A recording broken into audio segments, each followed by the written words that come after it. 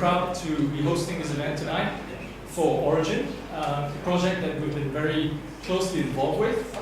And we're delighted to have Matthew Liu and Chase Coleman here tonight. I met Matt last November when he made his first trip out here in Asia.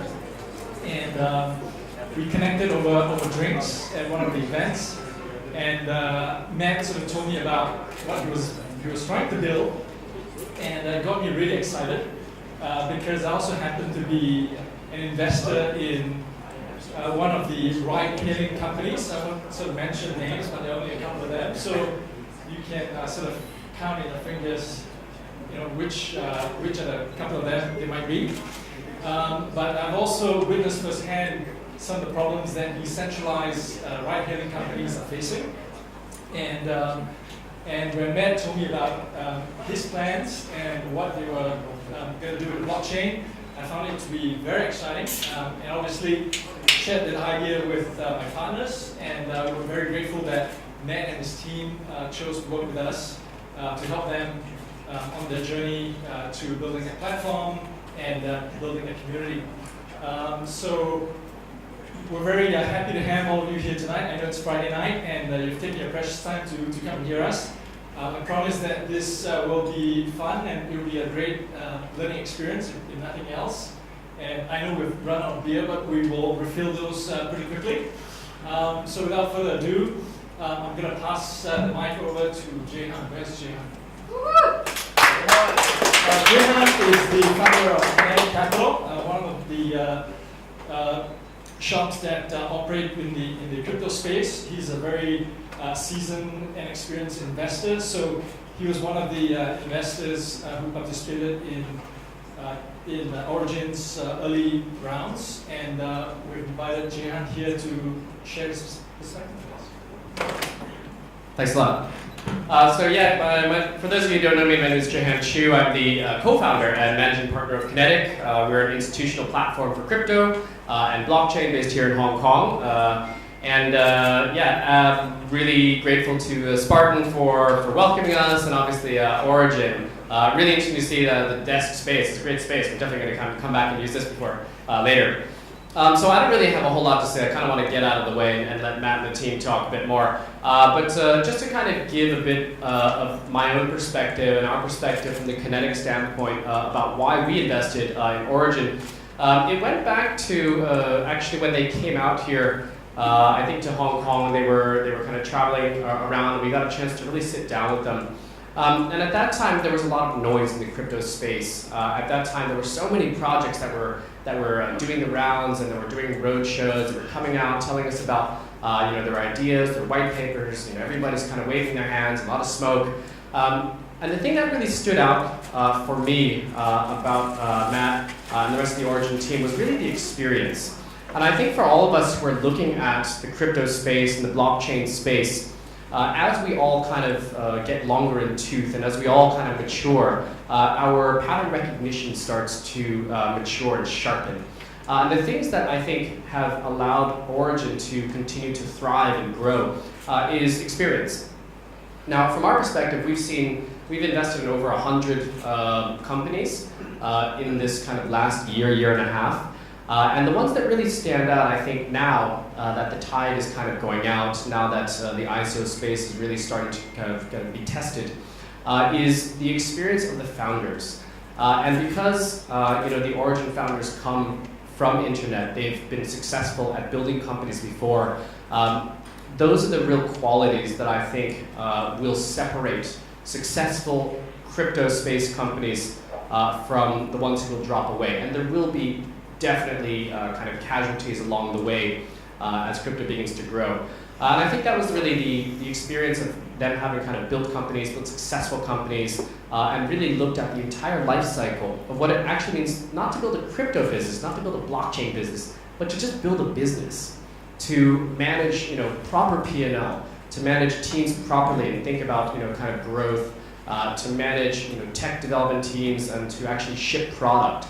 Those are the actual skill sets that we now all as a community, as an industry, have to start going back and really think about, like, do I have this? Have I covered this? Is my team actually set to kind of go from post-ICO into actual business and move away from being a crypto business and just being a good business? So that's why we invest in Origin, and really, as everybody says, you don't really invest in companies, you invest in founders. But that was really the kind of driving force behind why we as Kinetic invest in Origin. So I hope that as you're listening to Matt's presentation and as you're looking at how much progress they've made on the platform and where they're going, you kind of look further into the different lessons that they can teach you, not just about being ICO founders or crypto founders, but being founders, like good business founders. So with that, I'll turn it over to, where's it going? To Melody, and why don't we have a round of applause as translation. Thank you very much. Thanks, Jason. That's so well said. Really appreciate for the introduction why Kinetic and Spartan are supporters of Origin. So tonight, first of all, welcome everyone. It's Friday evening. Thank you for giving up your date or dinners and coming to hear us talk. We'll guarantee this will be a fun evening.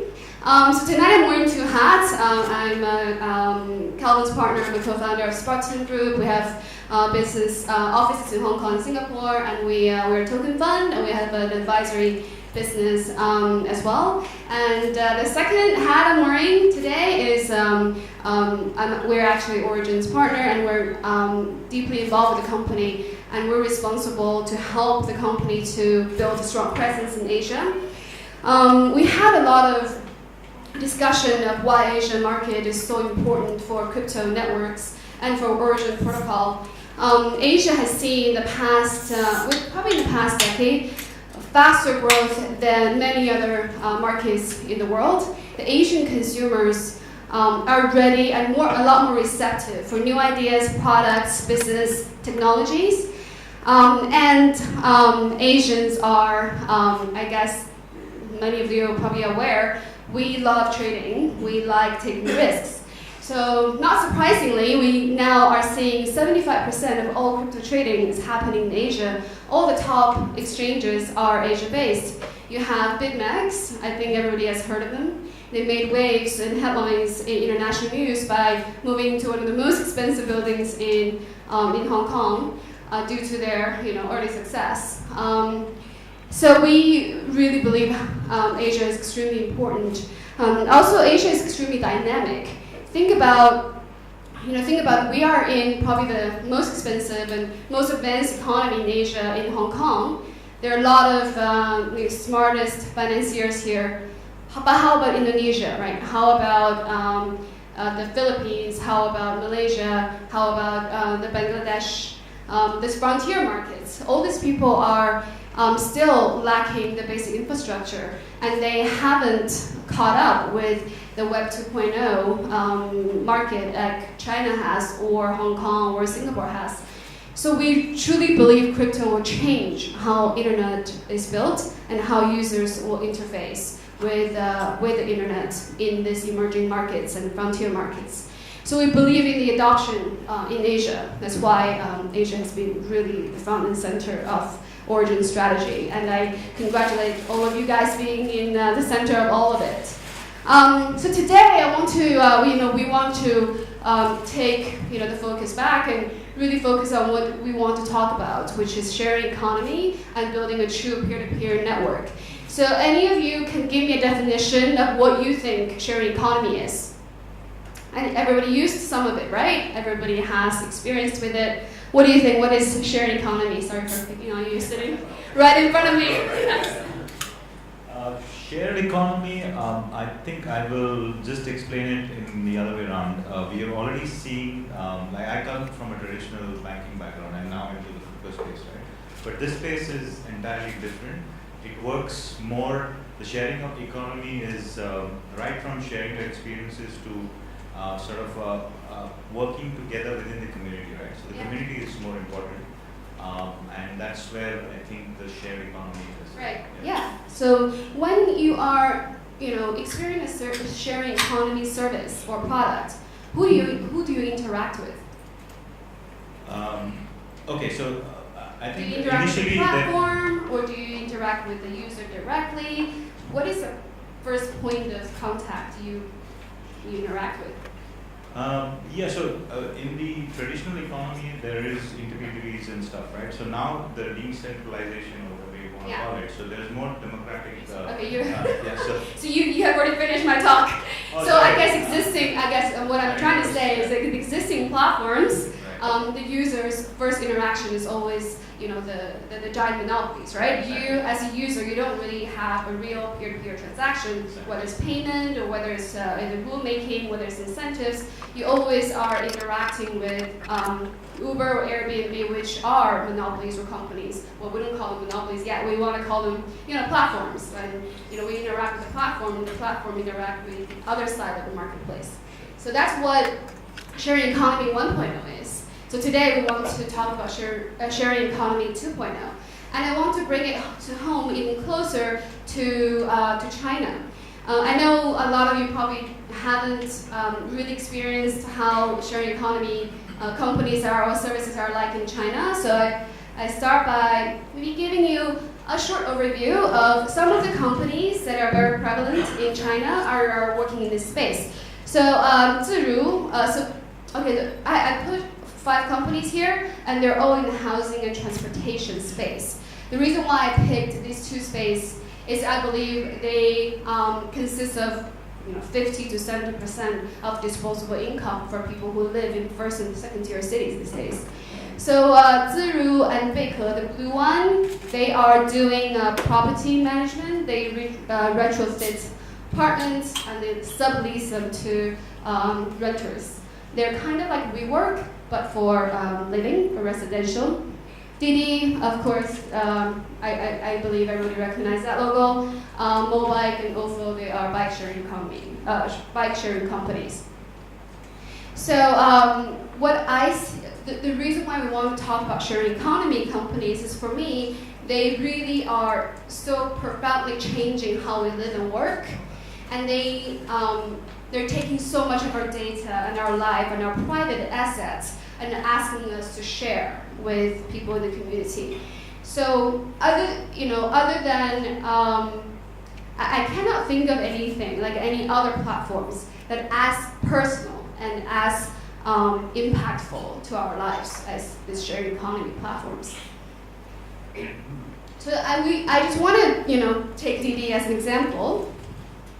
Last time I checked, it's the largest privately held technology company in China, raised in total $20 billion of valuation of 80, which is similar to Uber. They have 300 million users, registered users, 400 cities. To me, that's not even a company. That's bigger than many, many nations in the world. It's bigger than the United States population. Yet, Didi is managed by a dozen of investors. They are managed by a dozen of employees or founders. And these are the people who are making the rules in this gigantic economy, a gigantic country.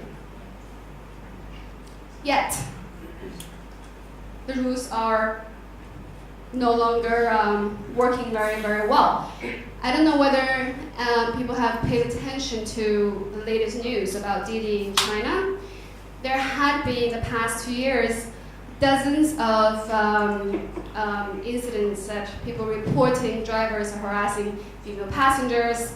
Yet, Didi's mission is to grow fast, and by growing fast, they have to hire more drivers.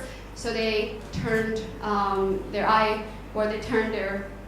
away from cracking down on the driver's qualification. So what happened was, in the last 3 months, 2 murders, the rapes and murders happened to female passengers, riding in Didi cars.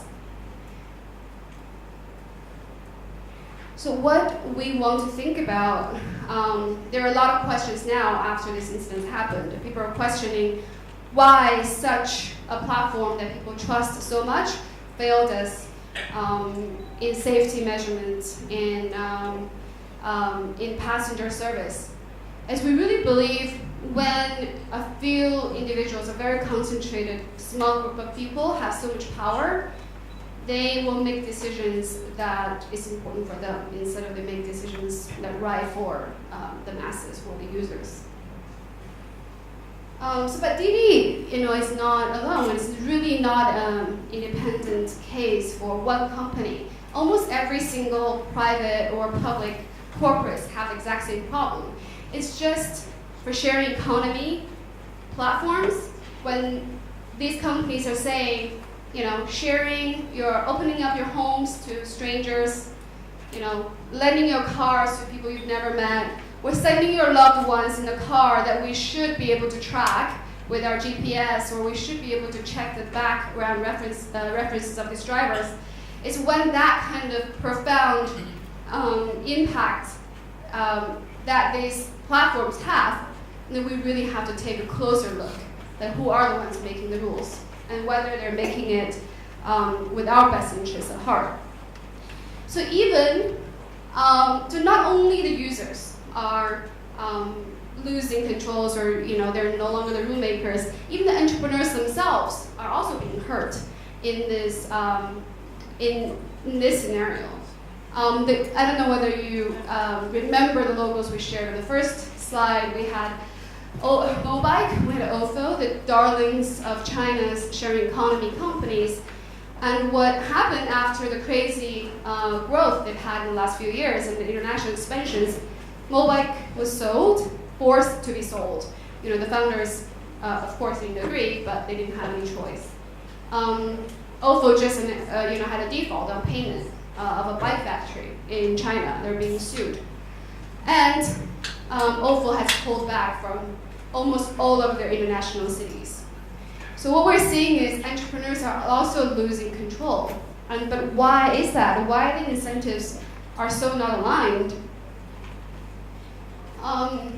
As in a recent survey I just read online, the Ofo users are pretty much giving up on the company. I was in Beijing 2 weeks ago, and there are significantly less bikes on the street. What happened is, they run out of money. They can no longer fix these bikes. They can no longer keep up, the unrealistic demand that they claim that, that people use. So, I think as we're closing the chapter on the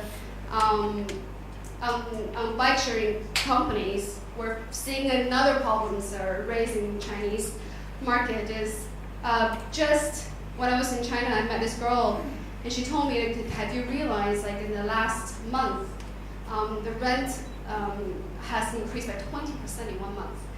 And I'm like, why do you think that is? And she said, because all of these, first of all, there's seasonality reasons, right? There are new students just graduated and moving to urban cities, and they need to rent. However, there are all these emerging companies and platforms in China now. They go raise tons of money, and they are kind of like the WeWork model. Like, they rent from the landlords, and they retrofit the apartment, and then they sublease them to individuals. And by doing that, they make a significant premium on the rent. And however, they don't make any money. They don't make any money, so they go to the VCs, and they get a lot of funding because they say, oh, we're tracking data, we are upselling different services and products. We will not make money now, but we will make money later. Like, same story as all the other platforms we've seen before. So they're able to snatch up properties at 20 to 40% of the premium of regular renters. So this created a huge uproar from the Chinese consumers. And now the regulators stepped in and asking all the top 10 companies to release their inventory of properties. So these are the problems that we are seeing happening, that is happening again and again, and we believe there's something really broken here. These platforms are following the vicious cycle of spotting a platform opportunity, and they claim they can have market dominance, and they raise tons of money, and they destroy competition, and in the end, the consumers are hurt. Whether it's regulators coming in or whether something else happened where they got shut down, and people move on to the next hype, the next story of platforms. And interestingly, we are seeing some entrepreneurs are waking up to this. I don't know whether you guys have heard of GSE tokens. So in OFO app, when you write the app, you're actually like earning tokens while writing it. I'm not sure whether it's exactly the right model or whether it's too late to save OFO, but that's my screen. Like I rode the bike and I realized after I closed the lock that I earned some tokens. And it kind of made me happy. And now I'm like converted to OFO instead of Mobike because I felt like, oh, I'm earning tokens.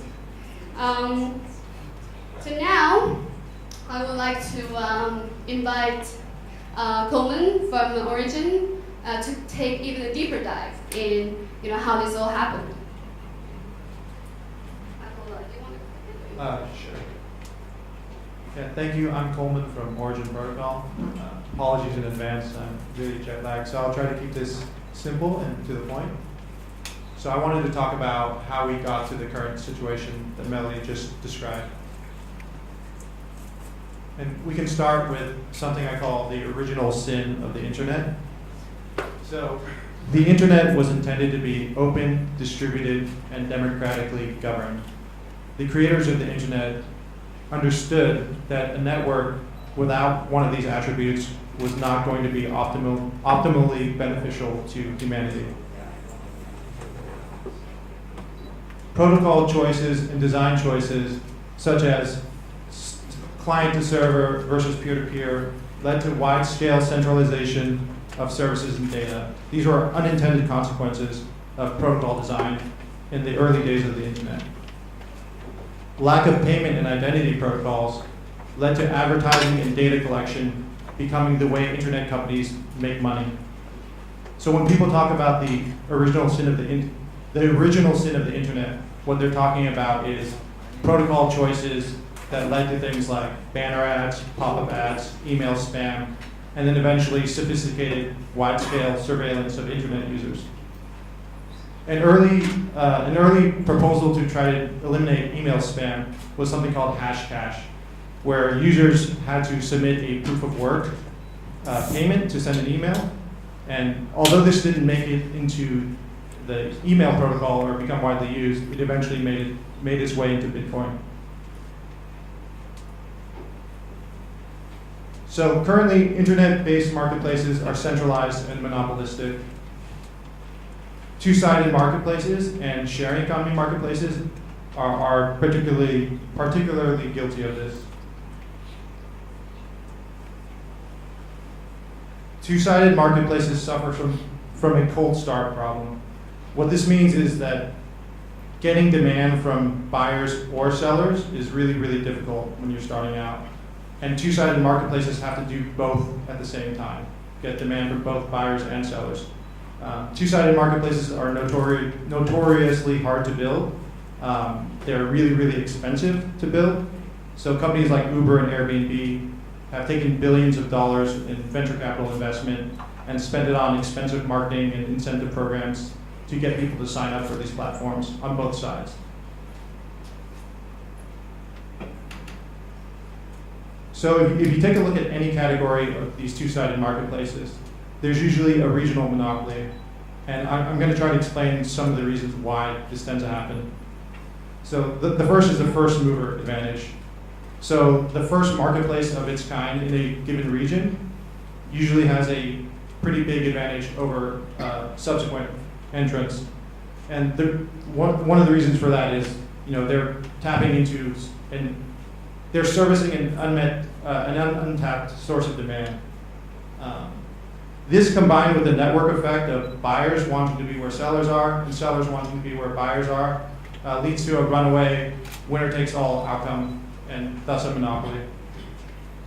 And even when you see some monopolies fail, like Uber fail in China, you see the rise of a replacement monopoly in Didi. And this tends to be the rule, not the exception.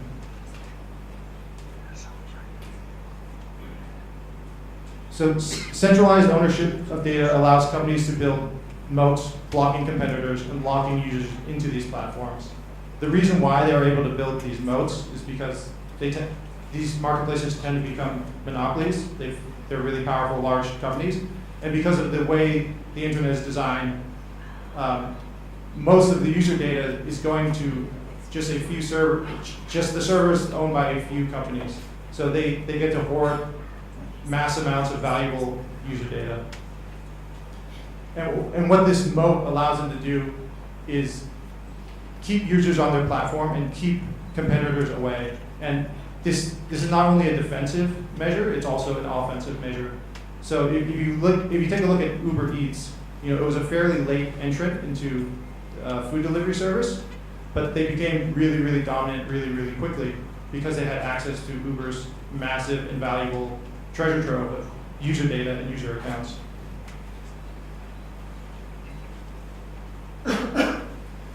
So monopolies create negative externalities for society. Companies like Airbnb and Uber went from innovative startups to companies that saw wide-scale mass protests and government regulation against them in a very, very short amount of time. And this is a pretty predictable life cycle of these centralized platform companies. What happens in the beginning is they're trying to court users and media and government and pretty much everyone onto their platform. But as they get bigger and bigger and more powerful, their primary concern is protecting existing revenue streams and market share. And they actually begin to have an antagonistic relationship with their own users and with society as a whole. And another side effect of this that we're beginning to see a lot of is the centralized control of data directly leading to harmful user data leaks. And you've even begun to see this affect political elections. And this is a quote from Chris Dixon of Andreessen Horowitz. He wrote a really, really great blog post about why decentralization matters, so I encourage you all to check that out. And some of these things I described may seem like inevitabilities, but the question I ask is, what if we change the base protocols? Like, if we had a micropayments protocol baked into the internet, or something like Hashcash baked into email, maybe email spam would have never become a problem. And similarly, if we had something like self-sovereign identity, maybe this wide-scale surveillance of internet users and abuses of user data, leaks, maybe all this stuff isn't inevitable if we change things at the base protocol layer. So that leads me to Matt, who's going to talk about how Origin is rewriting some of these protocols.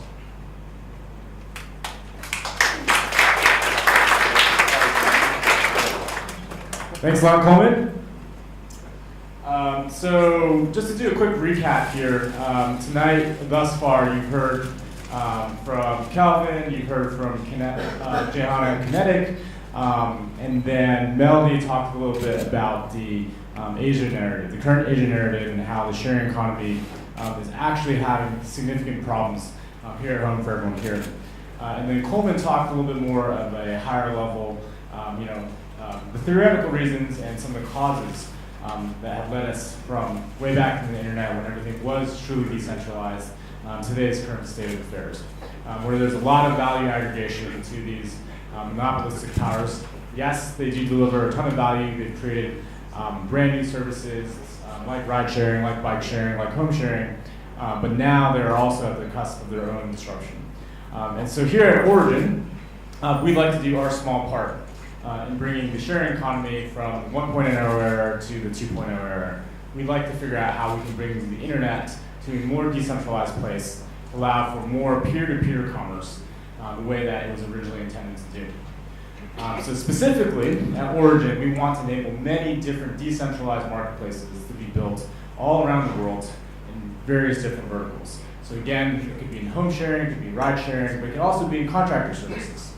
It could also be in home cleaning services. It can be in all these new, unimagined areas for us and for the rest of the world, because when you build an open, decentralized form for commerce, you allow buyers and sellers to connect, to do business with one another. The possibilities really become endless. And that's basically our mission at Origin Protocol. So let's break this down into a little bit more specificity. What are we actually trying to accomplish and why is it important? So at Origin, we have 4 main objectives when we say we want to build decentralized marketplaces. And these are the different ways that we think we can actually add value to the world.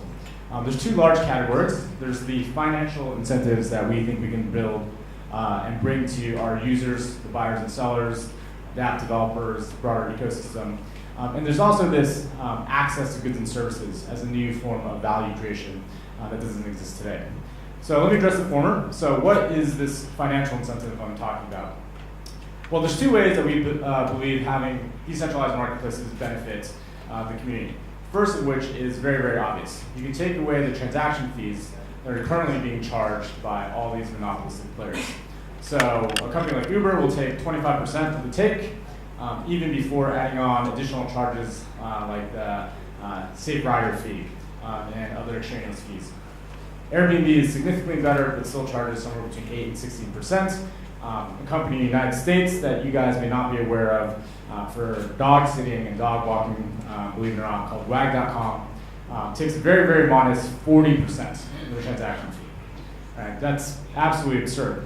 So when we cut away that 10% all the way up to 40% transaction fee, that means that buyers and sellers can meet in the middle.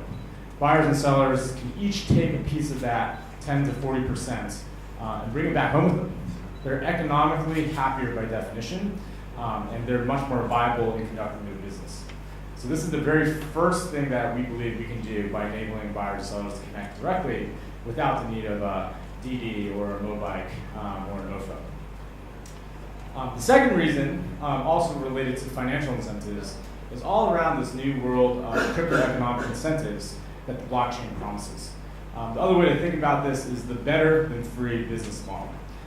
So the better than free business model promises that as a user, rather than just getting a free service, for participating in the usage of an application, a platform, a network, you can actually earn your own financial stake of that network. So the better than free business model means that just like in early Ethereum mining, early Bitcoin mining, those participants that help secure the network or that otherwise add value to the network, as in the case with Origin, can actually have a stake in the network.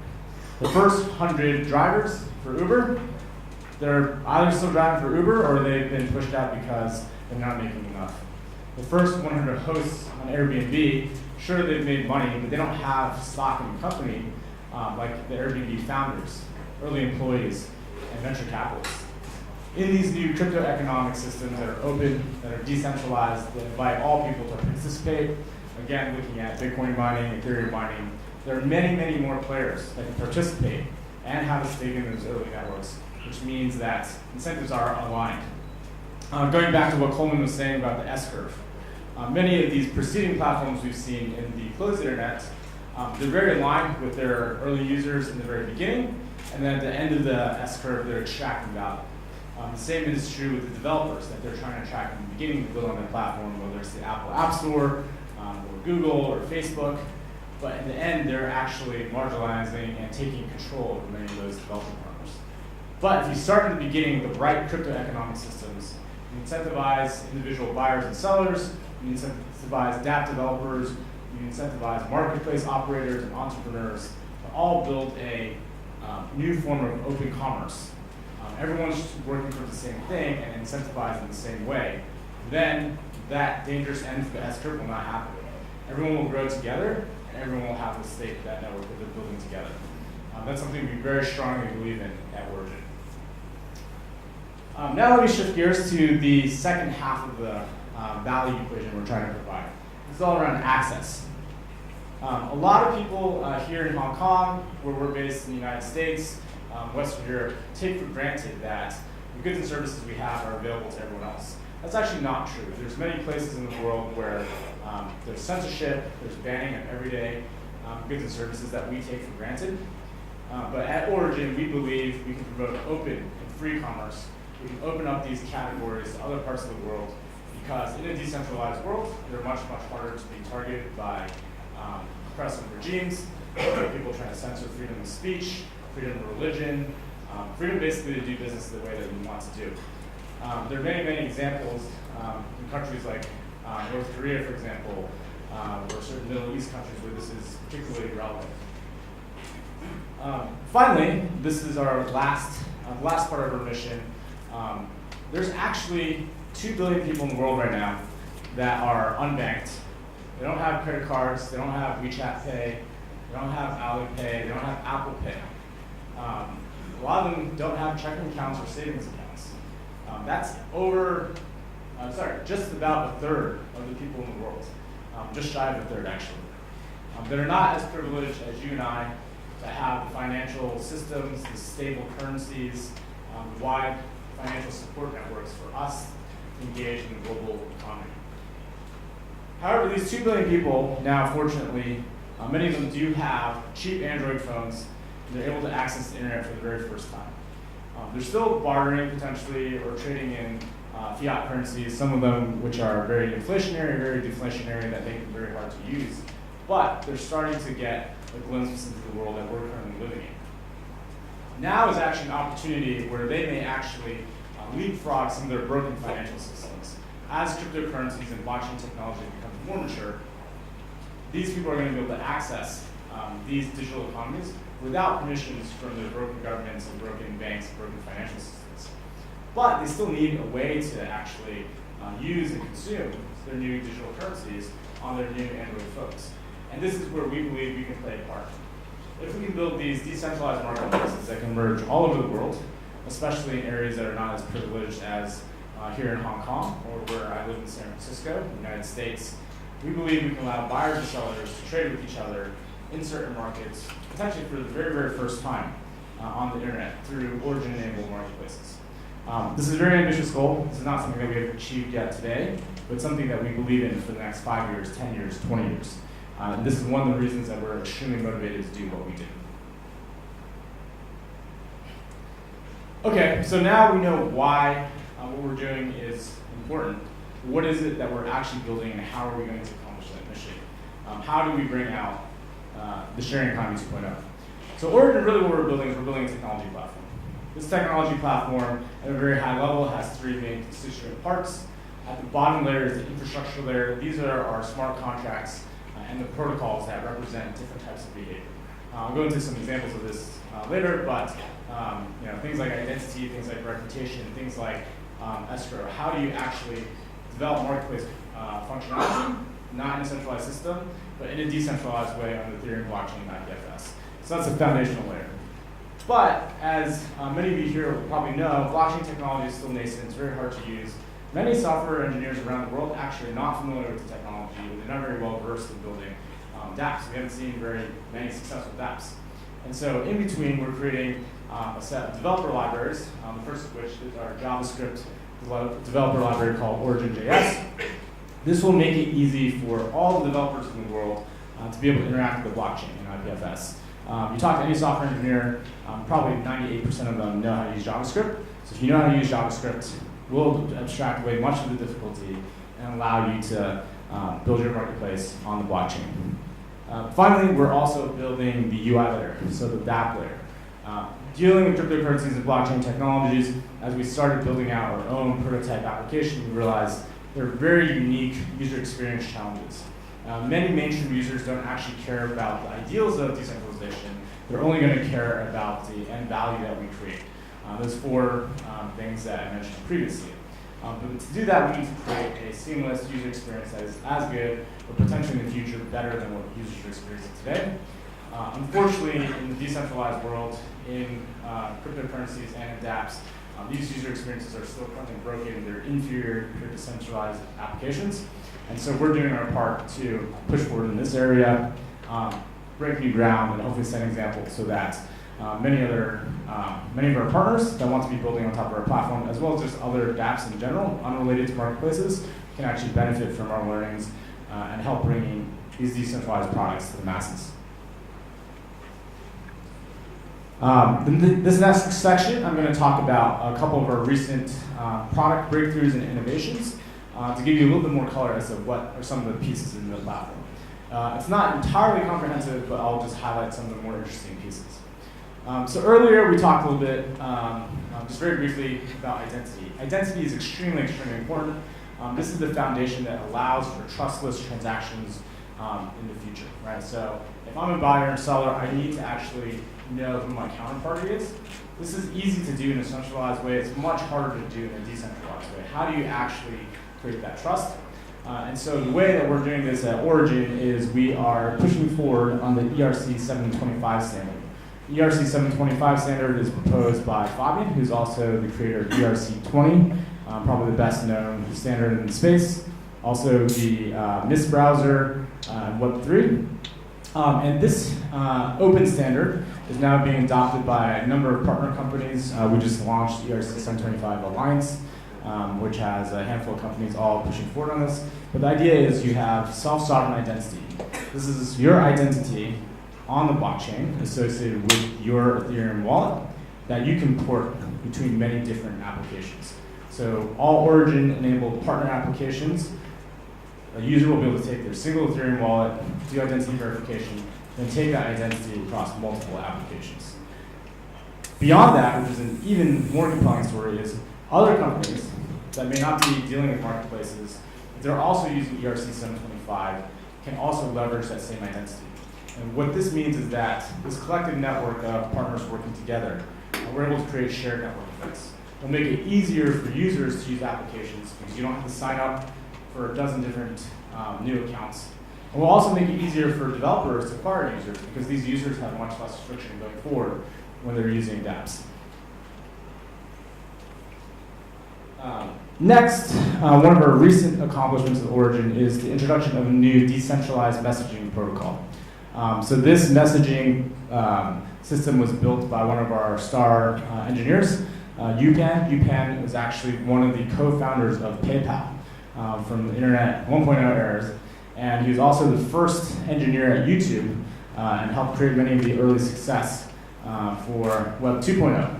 And so now he's on to his third act at Origin. Hopefully he'll help us and the rest of the community have that same type of success. But this is Yupan's messaging system. The idea is how can you actually have Ethereum wallets, buyers and sellers in our case, but just users in general, communicate with each other, because that's ultimately what they need to do before they engage in transactions. This is actually quite difficult to do. It sounds trivial when you think about a centralized application. Yeah, there's so many chat apps. Every single marketplace application has chat, but that chat is centralized, right? That's owned by Airbnb. That's owned by Uber. Or if you're using something like WhatsApp or Facebook, that data, those messages are owned by those companies. If you want to build something that's truly peer-to-peer decentralized, your messaging actually needs to live in a decentralized way as well. And so there's some other decentralized messaging protocols being worked on, but we did not want to have something that required users to pay gas every single time they wanted to send a message. We wanted something that was decentralized, cheap, secure, but also auditable in the case that it needs to be put in front of a dispute resolution. And so there's all these specific traits. As a result, we decided it was better for us to build our own messaging system, and we were doing so using totally decentralized technologies. So IPFS PubSub and OrbitDB, which is built on top of that. This serves as the backbone to allow for our decentralized messaging. You don't need to pay gas when sending messages. Messages are stored across IPFS nodes around the world in a secure and encrypted way until you potentially want to decrypt it. So we think this is a pretty big innovation, and we're also hoping that other dApps develop and contribute to the code here, and also just implement this decentralized messaging that we built. What's another user friction that prevents widespread adoption of applications in the cryptocurrency space? Well, one in particular that is personally really, really annoying for myself, and probably a lot of other people in this room, is you have to use a pretty inferior initial touch point. You have to use MetaMask to manage your wallets, or perhaps you're using Trust Browser, which is a new browser that lets you store your Ethereum private keys natively. This is all great and all, but it means that users are not using the traditional applications that they're already using, right? So mobile Safari, Chrome, potentially a native application. And it requires all this additional download installation and also just user education. So our solution here is we're building a very lightweight mobile wallet. It will require download, of course, and integration with your wallet. The idea is you can get to this through using mobile Safari, and then while browsing goods and services on Safari or Chrome or web browsers that people actually use today, where billions of people are actually spending their time, just by having this mobile wallet installed and with the right touch points, when you're using regular browsers, you can then actually interact with Origin-enabled goods and services, buy things on the Origin platform. And our goal here is, again, to significantly reduce user friction, especially for new users interacting with any of our partner applications. So great. Now you don't need to use MetaMask, but in today's world, you still need to pay gas for virtually everything you do, right? And this is really, really annoying. You have to pay gas not only when you're sending money. Let's say I'm sending Ether to Melody. Fine, paying a small amount of transaction fee via gas might seem appropriate. But other types of Ethereum interactions, such as posting my profile to the blockchain or leaving a rating on the blockchain, that actually costs users money right now. And that's actually a broken model. No users are going to want to pay for these interactions that are otherwise free in today's world. So the other thing we're building into our platform is this concept of sponsored gas. This means that dApp creators can actually pay for the gas on behalf of users. So users can continue to tap on their phones, click on buttons, and do all of this essentially for free. This is actually pretty akin to how things work in the centralized world. In the centralized world, a lot of applications actually pay for API usage. They pay for hosting. They're actually paying on behalf of the users in order to allow users to have a simple-to-use user experience. And then they figure out how to monetize their platform downstream on the back end, perhaps through ads or through the subscription model, etc. Well, that user paradigm has stuck. Users are used to seamless experiences. They don't want to pay for gas. And so we, in the decentralized world, need to do just as good. And so with this new method that we're building with proxy contracts, we're now able to have sponsored gas and allow users to bypass many of the difficult-to-use interactions, avoid using MetaMask, and basically use these decentralized applications in very much the same way that they would centralized applications. We think this is going to be a huge step forward for the entire community. Let me zoom back out. So we are working on all these specific features for both marketplaces as well as more general user experience innovations. But where are we really at and how close are we to getting this out into the market? Well, we're actually quite close. So right now we are at beta on the Ethereum testnets. By the end of this year, actually probably quite sooner than that, we will actually move our beta to Ethereum mainnet. And so at this point, you will actually be able to buy and sell on our platform. Developers will be able to start building on top of our platform. It will still be in beta. We're still going to be working out some of the kinks, some of the early bugs, etc. But we're very, very close to making this a reality versus just the high-level vision that we've been talking about. So we're very proud of our engineers that have been working around the clock to get this out there. And so we hope to exit beta sometime at the end of this year and then be full-on launched, have many partner applications building on top of the platform, and really seeing the inflection point in having the decentralized marketplace feature that we're talking about. Here's a picture of our team. So we're mostly based in San Francisco, but also have an office in Boulder, Colorado, as well as New York City. We have the Spartan team in Asia helping us out, as well as an extended team that's not shown here. We've had over 50 people contribute to our code base, so a lot of engineers that are working for free or for a contract basis, and we have a number of worldwide community managers. We really see this as a community-driven effort, and people are really, really getting excited and getting involved, so we couldn't feel more blessed. Just putting some numbers to that, our Discord, which is where we actually do our collaborative work for engineering, design, product development, and BD, is at, I think it actually crossed 2,500 members earlier this week. standard KPIs in the space for community, Telegram, Facebook, Twitter are all very strong. I do want to make a point that we're starting to push forward much more in Asia. So Hong Kong, Singapore, China, Korea, you name it. We want to have a presence here because we see how important the Asia community is. So we're starting to build out our WeChat presence, our Korean Telegram presence, and at the end of this slide, would be thrilled if you guys all joined some of our channels. But more important than just users, or at least equally as important, is adoption by developers.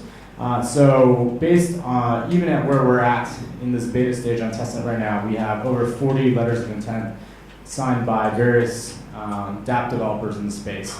So we're really, really excited to start moving them from idea conception to real integration in the coming 2, 3, 4, and 5 months, and get some real applications out there. Touched upon this earlier, but we are complete open source projects. We have 50 plus contributors at this point, many of which are very, very active. We're talking thousands of commits at this point. Very, very active development, and we only expect this to increase. If you are a developer in the crowd or know of people that might be interested in helping out, we can always use more software engineers that are excited about our vision to help build us, help us take us to the platform to the next level. Quickly touching to thank some of our worldwide investors, Kinetic Capital, top funds in Hong Kong. Thrilled to have them on board. Spartan, of course, as well. But we have representation from many, many of the top investors in Silicon Valley as well. So we have Pantera Capital, Foundation Capital, as well as Block Tower Capital, which is on the East Coast. But these are some of the top funds in the United States, as well as individual angel investors. So we have Gary Tan, one of the first partners at Y Combinator, the world's best accelerator and incubator and seed fund, essentially. We have Alexis Ohanian, who was the CEO and founder of Reddit, which is now top 5 internet property in the world. These are some of the investors that are helping us out on our mission, advising us on how to actually continually make progress, ship product, and actually have an impact. Throughout the rest of Asia, we have Hash from Korea, we have Smart Contract from Japan, FBG, Pre-Angel Fund, Danhua, the Yuan, all from China. We also have Europe and Middle Eastern representation as well. This is very intentional this is a very intentional pursuit that we have, which is to make sure that all around the world we have a foothold as we look to expand and build marketplaces in niche verticals or niche regions. It's always great to have people on the ground that know the markets to help us really drive our mission forward. So finally, here is kind of a call to action to everyone here in the audience. If anything that Melody Coleman or myself has said has struck a chord with you, we'd like to have you get more involved. It could be as simple as giving us feedback across our Telegram or Discord channels, telling us how we're doing. If you are into software and would like to contribute, we would very, very much welcome that. If you are a marketplace operator, an entrepreneur looking to build a business, please get in touch as well. This is truly a global and community endeavor. Yes, it is Origin company that has started this, but we see this as a much, much bigger thing than ourselves. And we won't be able to do this on our own. And our current progress we haven't done on our own. This has really been a function of many, many people, I think, sharing the same mission and dream and vision, and collectively wanting to have that become a reality. So again, very, very humble, very blessed to have everyone in this room here that's participating, that's listening, but even greater than that, everyone else around the world that's not here, that might be listening now or has helped out in the past or might help out in the future. Thank you very much. We are, again, just really, really blessed to be working on such a big, powerful mission. One last note here is, I mentioned we were trying to push our Chinese community. We have a QR code for our WeChat group chats. Please scan that. It's a little bit of a awkward experience. You have to scan it and then extract the second QR code to get added to the group. Still working out some of the kinks for our Asian community, but please join. And if not, on WeChat, you can find us at our website, originprotocol.com, or our many other social channels listed here. Thank you very much. Really appreciate the time and the opportunity to represent the company and the greater open source projects in front of everyone here. And now we'll open up for a Q&A. I would like to invite Jehan, if he has a couple more minutes, anyone else from Kinetic, Melody, Coleman as well, to come back up here, and then we'll open up for questions. Anyone wants the mic? Over there?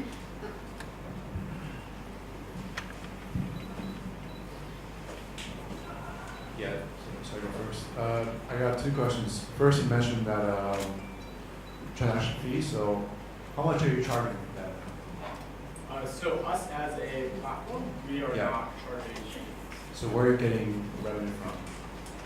So currently we are not generating revenue, but we actually have multiple downstream business models that we have in mind, right? So the best way to think about this is Oh, sorry. So the best way to think about this is a lot of people look at us and say, hey, you're building an open source platform that anyone can use.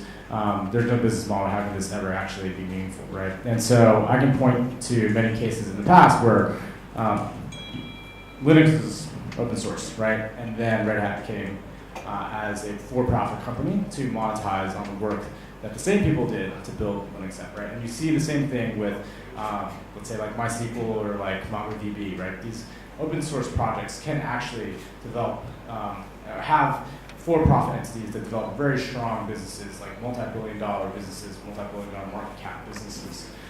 But they first did the hard work to make sure that their products were really good and that there was widespread adoption by the community. And so that's something that people forget when they look at these new blockchain-enabled companies, and they're just like, oh, you're not taking a transaction fee. Well, yeah, the transaction fee is the de facto business model that marketplace operators have used in the past. It doesn't mean it necessarily has to be the one going forward. And so us at a platform level, we're not going to be charging transaction fees. Now, our DApp developer partners, the ones that are building actual marketplaces, let's say in ride sharing or home services or whatever, they can still use existing models. Obviously, if they try to charge the same fees that the incumbents do, like there's no chance that they'll have any success, right? But if they use the advantages of the blockchain where we have this open data, we have shared network effects of identity being portable, and all these other benefits, we don't list them all right now, it's quite possible that they will build very successful businesses that don't require transaction fees, that may have some other business model. A lot of them are looking at their own economic models. Or if they do charge a transaction fee, the DApp developers, not us as a platform, it's likely to be a much, much lower fee than what egregious fees that these current ones are charging right now. And then you're also losing a lot of money through the sponsored gas. So this is a technical design. It doesn't mean that we would pay for gas for every single one of our marketplace partners, right? This is a design for a proxy contract that would allow these DApp developers to make a decision as to whether or not they would want to sponsor gas. Does that make sense?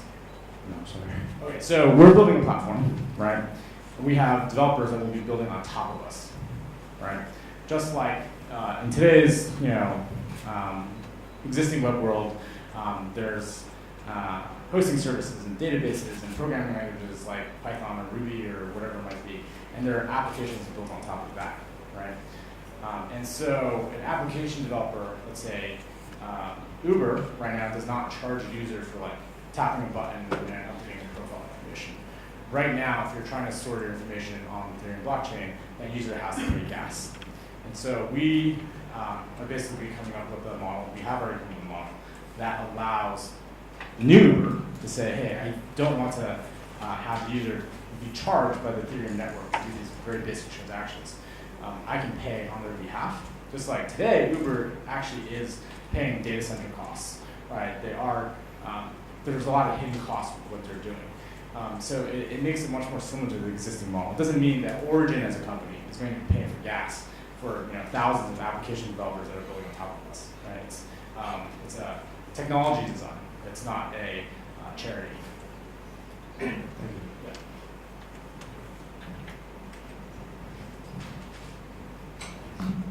So you talked a lot about the values of decentralization, of censorship-resistant commerce, of creating marketplaces. Now with that comes hostile actors as well. So what's preventing somebody from, let's say, buying and selling heroin on your platform? That's a fantastic question. So we look at this we try to separate what the set of protocols will do and then what the application layer will do, right? So on the protocol layer side, we're basically creating standards for people to communicate with one each other, define identity and reputation. How do you actually do transactions on the blockchain?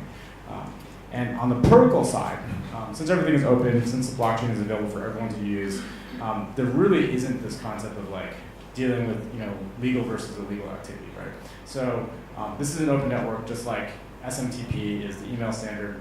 You can send illegal content over email, and that's not something we would police. Now, on the application layer side, what we're presenting to users, right? We would obviously be advocating for partners that are building these user experiences to abide by local laws.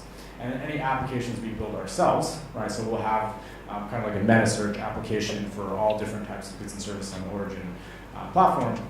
That's where we would do potential content policing to remove things like heroin sales, right?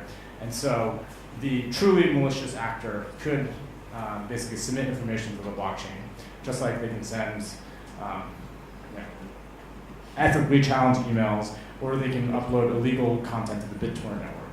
But then we as a company, especially as we're thinking about interfacing with users and we're facilitating exchange of money or value, that's where we would actually police against that. And so when you talk about policing, policing is kind of the strong antithetical. It's antithetical to censorship resistance. Yeah. So to me, it's either you go all the way 100%, you understand there will be malicious actors on your platform and you can't do anything about it. But if you go the policing route, then you're not really a decentralized marketplace. You're like eBay that can just shut down people that want to. This is why I'm drawing the distinction between what the protocol and the platform do, which is completely uncensored. Anyone can use it the way that they want to, right? And this is the decentralized network. And then on the application side, as if we have an Origin marketplace application, right, like a native app or something, we would potentially not show stuff that goes against our ideals. That doesn't mean that another dApp can't also index what's already on the blockchain and show heroin or show, we don't need to name other examples. But the platform, the network, would be censorship free. Obviously, as human beings and as business operators, if we have many partners and we're saying, hey, you should use our partner applications, we're probably going to be the only ones that are doing things that are legal and ethically in line with us, right? But the network itself, anyone can use it the way that they want to. Okay, understood. Thanks.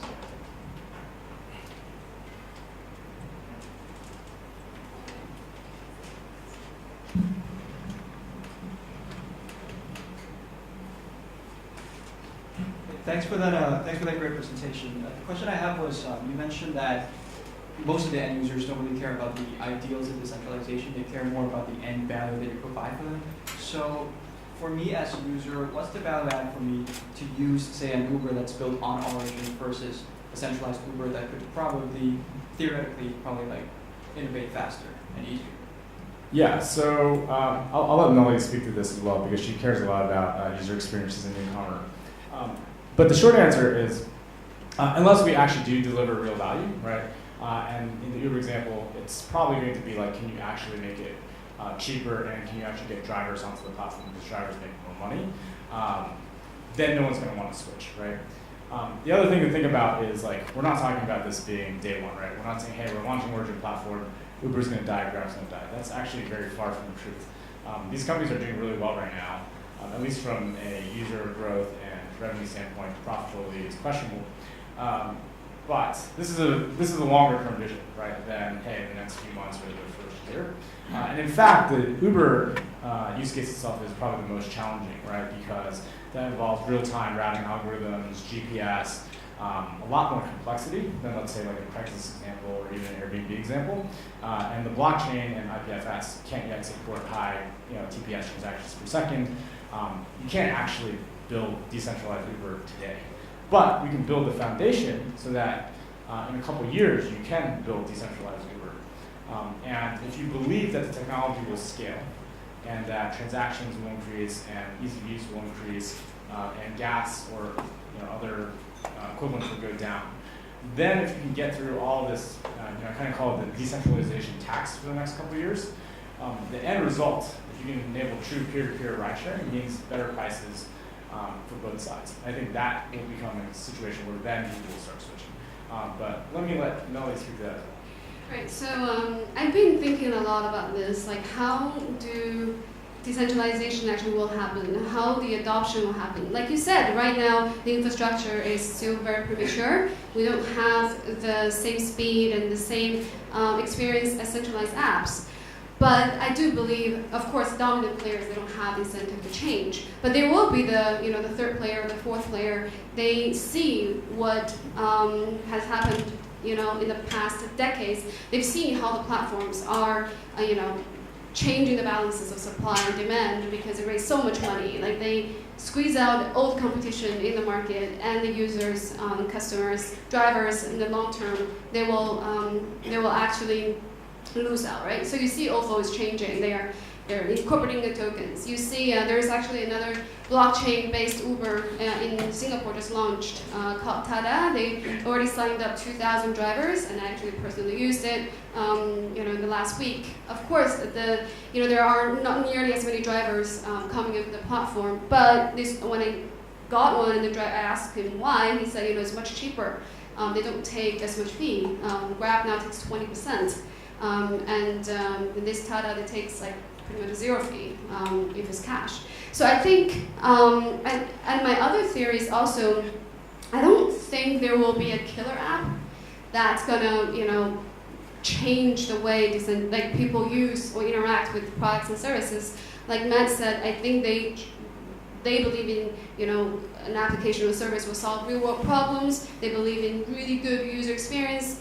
They're not going to switch just because, long term, 10 years down the road, they might have to pay more than what they're paying now.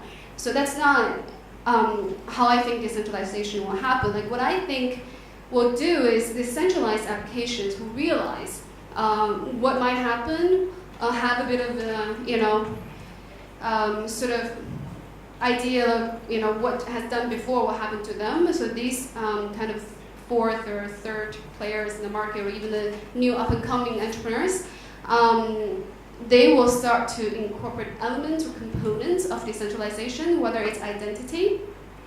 They already have Google sign-in or Facebook sign-in. Why not add another ERC-725 sign-in? So by doing that, they actually let their users to own their own data. If we can manage to build an identity system on the blockchain that's just as smooth and easy to use and easy to integrate as any of these centralized solutions. And I think these are components will include, payment, include identity, include perhaps privacy, or all of these things that are, centralized applications add a little bit and they create better value for their users. And then I think gradually you will see more centralized applications adopting it. And as we improve our user experience, and we'll gradually move. And when enough people have decentralized identity, something else will be disruptive and happen. I have two small points to add to that. The first is about user experience. Like the internet user experience used to suck, but it got better, and I think that's going to happen with the decentralized internet and decentralized applications as well. And then the second point is like why switch from a centralized model to a truly peer-to-peer model? I think for peer-to-peer marketplaces, it's like right in the name. It makes perfect sense. Like it shouldn't be a peer to middleman to peer model. It just doesn't make sense from an infrastructure point of view. So I think once the technology scales and once it can perform, it's obvious. Like it's an obvious use case, like peer-to-peer transactions, peer-to-peer marketplaces.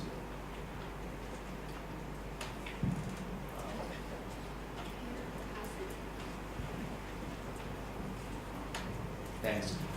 So it seems like a lot of the underlying concern on the price point is where does the sponsored gas come from? Where does that go?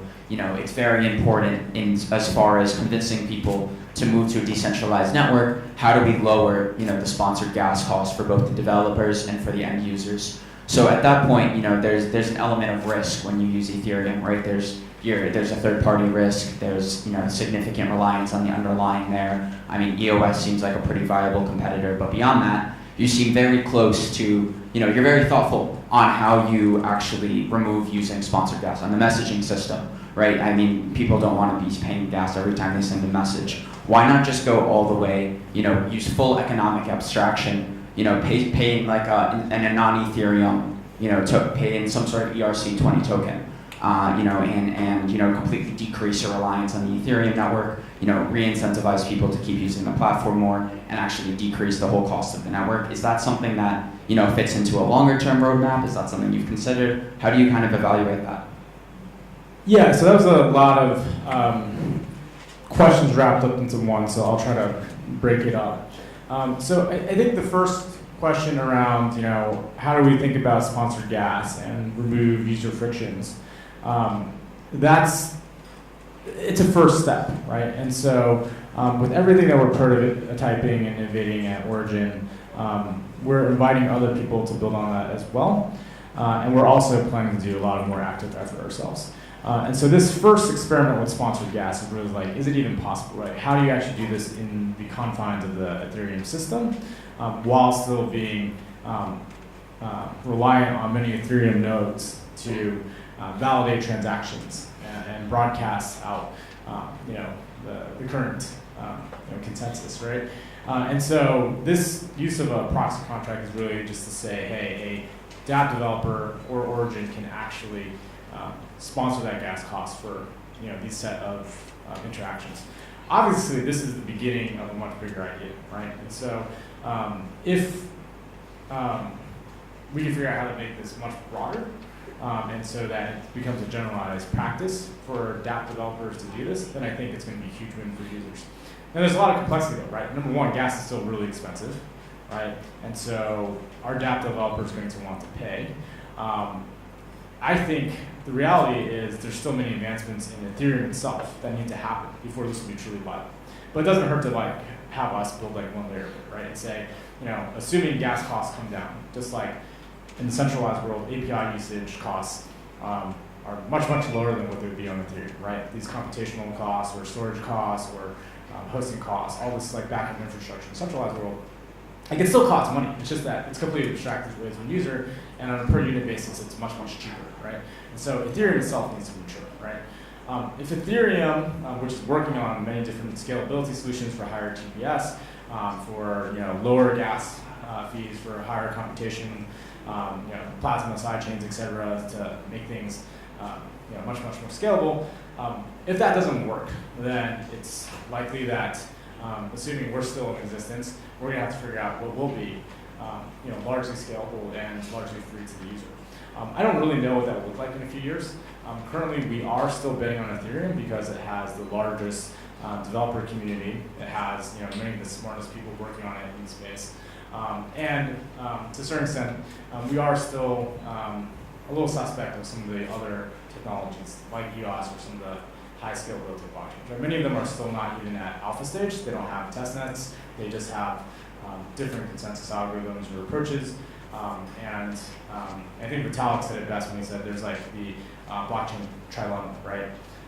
How do you have significant decentralization, scalability, and security in the network all at the same time? It's very, very hard, and in fact, it may not even be truly possible. You're going to have to give in some shape, way, or form.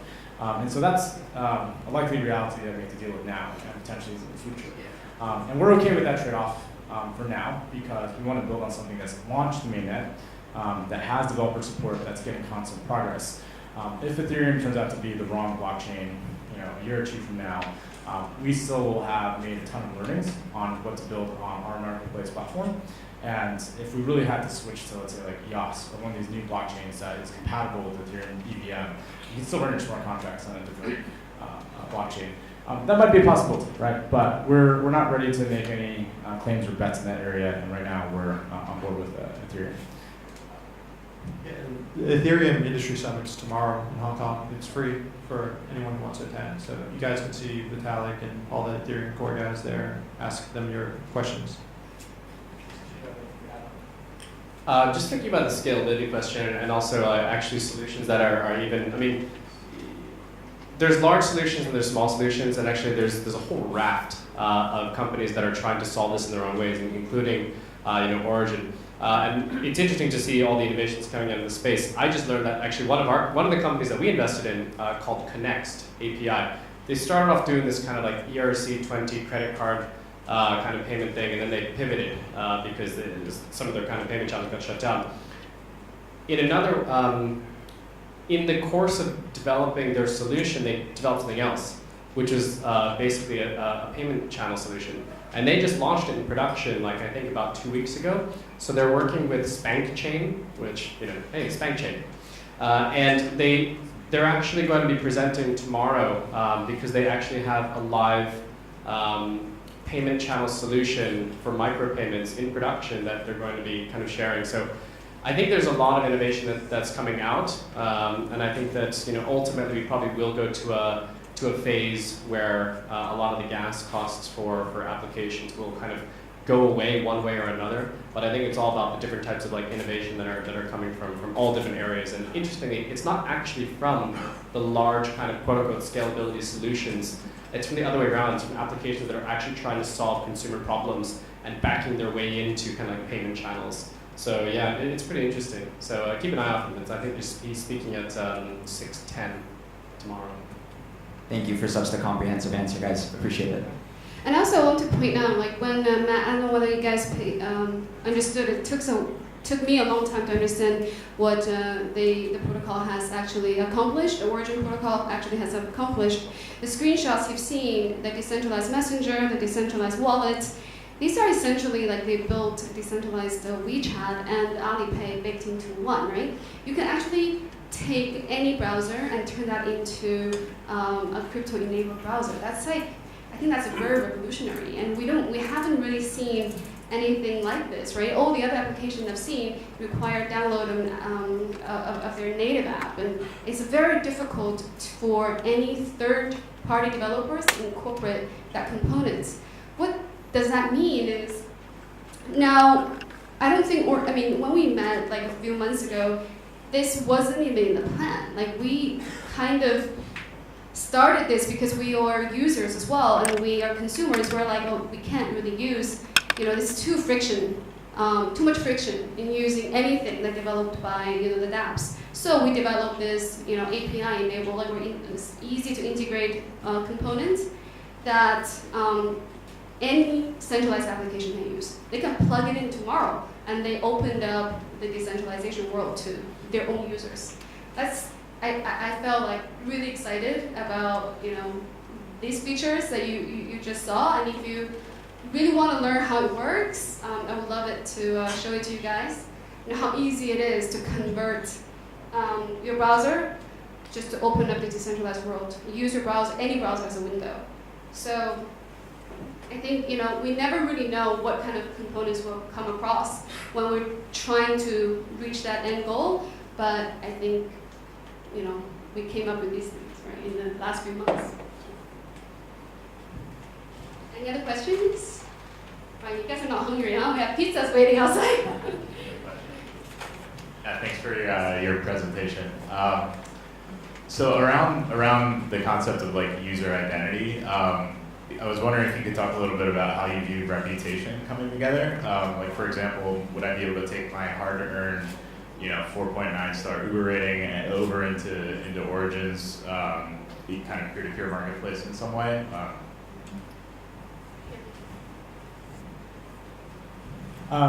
So we haven't gone down that route just yet, but that's certainly something that we've talked about and would be in the cards, right?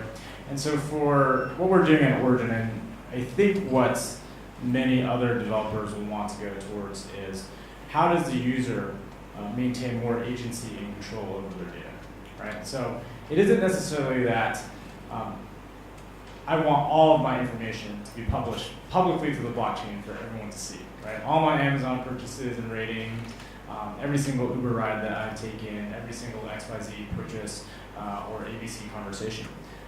But right now, the centralized applications give people a false sense of agency and control, right? You have your own data, but really that data is stored by Facebook or WhatsApp or Craigslist, or sorry, not Craigslist, or eBay, right? In the new world, I think there will be many use cases where you will want to port more than just your identity, but perhaps like a sharing economy credit score of some sorts, right? Or a record that you don't go and trash people's apartments, or that you always pay on time. And that data, should you choose to share with different types of applications, should be under your control, right? You shouldn't have to, pay to run a credit report with Experian. You shouldn't be able to have to go through a very convoluted process to try to get your data out of an X application, Y application. Facebook has a bulk download tool of your profile that means that you can't use that with any other service though, right? It's not a open or agreed upon standard. It just gives you this data dump that is completely useless without the Facebook application itself. And so we do believe in a world where you will probably take parts of your reputation and take it to many different online and offline services. It will probably take a bit of trial and error on our part, on the part of other projects, entrepreneurs, businesses, whatever it might be. But I think that's a vision that will come true in some shape or form in the next 5 or 10 years in the new internet.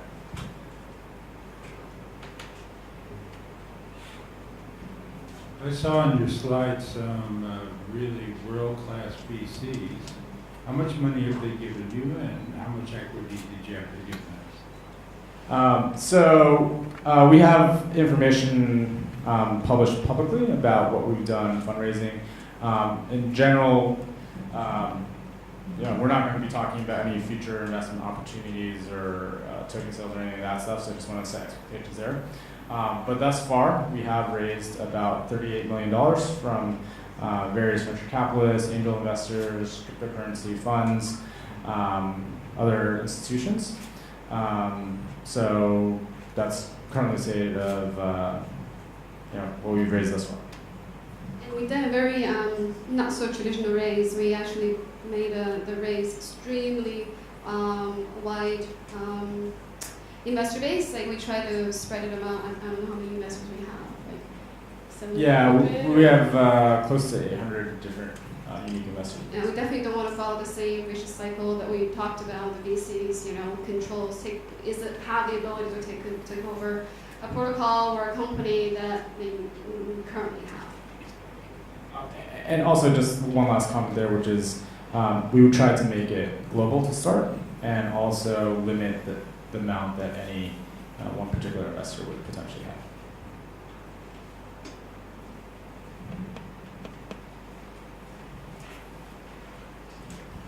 Hi, just wondering about what do you think of the competition in the space? So for example, China has UChain, who's doing it, kind of operating similar space. So how do you think those competition affect you? Thanks. Yeah, so the honest answer here is I think the true competition is the existing services that people are using, right? So the existing marketplaces like Didi, like Airbnb, Etsy, Amazon, etc., right? And so that's where the true competition lies, because that's where the users are, that's where the activity is, that's where economic value is created and then captured. And so we're setting our eyes on how do we actually disrupt that, more so than what are the different competitive features of the various other protocols or platforms in the space. But the reality is, us included, adoption is still very, very low right now. And so how do we actually break out and get those initial niche users? How do we get developer adoption? And then eventually how do we get mainstream? That's really the much more important question.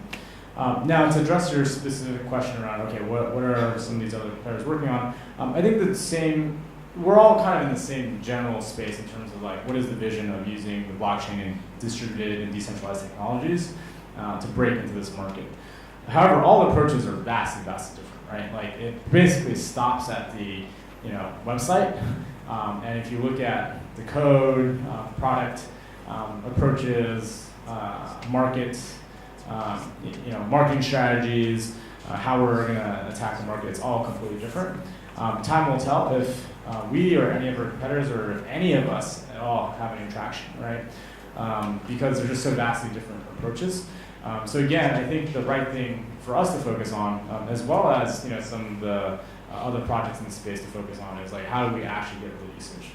How do we stop being seen as, hey, this is kind of like the high-level vision, these decentralized promises, but potentially just like kind of like vaporware, and actually be seen as, hey, these are real products, these are real services, these are real platforms that have buyers and sellers, that have users, that have transactions flowing through them. That's really going to be what hopefully differentiates us from what currently exists today. I don't know if anyone else can add to that. I would say it's hard to evaluate most of our DApp competitors because most of them haven't open sourced any application code, if they have any. But among the projects that have, I would say District 0x is a pretty good project with a strong team. But the main difference between us and them is that they have this concept of districts, and like new marketplaces kind of have to be voted in by the community, and we're much more permissionless. Like anyone can just take our platform, take our code, and build what they want with it. And then the other big project in the space is called Open Bazaar, but it's radically different than ours. It's a buy and sell item marketplace. It's desktop software. It's based on the Bitcoin blockchain, so it's a very, very, very different approach. But I think they're changing a lot recently, so we'll wait and see. And I also want to mention, I don't know whether you remember of our identity solution, ERC 725. So many of these protocols, they say, oh, I come up with a new identity system, use my identity system to replace a Facebook's identity system, but that's just another standard. Like we chose an ERC 725 standard, which is not owned by us, didn't come up by us, we just implemented, just like ERC 20, right? ERC 20 made Ethereum, they made ICO, because it's an open standard, it's developed by, or it came up by a guy called Bobby, and he is just one of the core developers for Ethereum. So we believe our approach is always as much open source as possible. We want to win the hearts and minds of developers. So that's kind of our focus. I think we should eat. It's Friday night, and I want to give a shout out to Alpha Slot. It is another crypto project from Hong Kong. We just want to thank you for coming and support, and we're super excited about what they're going to come up, and hopefully we'll see that product. Other Macau, right? Macau Summit. A Soar Summit, right? They're going to be having a big event in Macau in a couple months, so be sure to support that. Right. Let's break. Let's get some pizza. We'll still be available to answer questions. Thanks everyone for coming. Thanks Jehan Kinetic. Thanks Melanie and Spartan.